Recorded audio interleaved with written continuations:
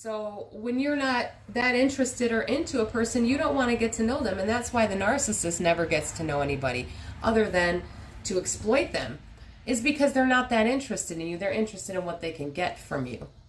And that is why a lot of the supplies before and after you just don't care to hear if the narcissist is a narcissist, because they're not that interested in that narcissist anyway. And they probably weren't in the first place. They were both using each other for something. As a narcissist source of supply, the narcissist needs you to be fully interested in only them, not yourself, not anybody else, only be interested in the narcissist. And so when the narcissist brutally discards you and you actually figure out what's going on and you decide to take an interest in what happened in this relationship, an interest in this person, and you invest more time in understanding what's going on, the narcissist is then mad because you've taken an interest in who they are, which you always did. You just didn't realize you were taking an interest in a false person. But once you understand what's going on, you take an interest in getting to know all about them, what happened in the relationship, getting to know about yourself, so these things don't happen again.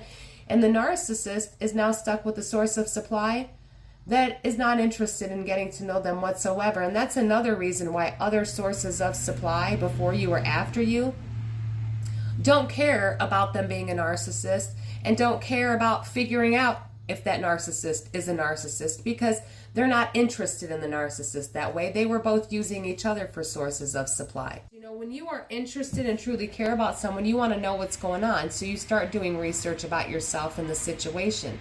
And all these other relationships the narcissist was in, the narcissist, number one, wasn't interested in them to begin with, you or them, just interested in what they could get for themselves.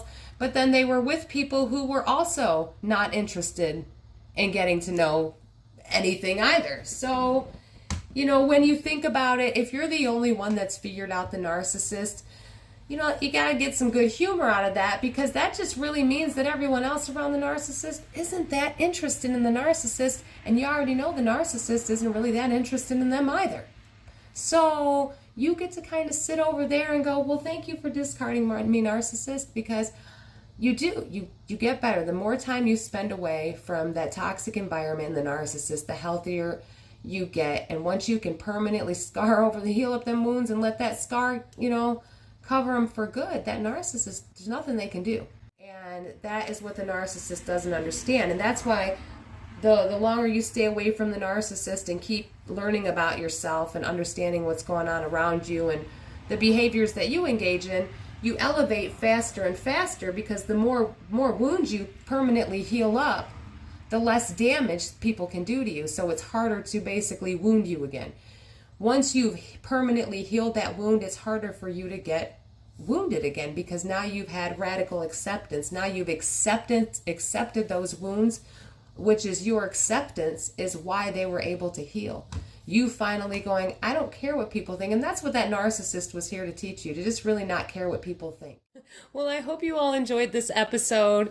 Thank you so much for listening. Stay safe, stay strong, and keep getting the knowledge. You are all going to be amazing.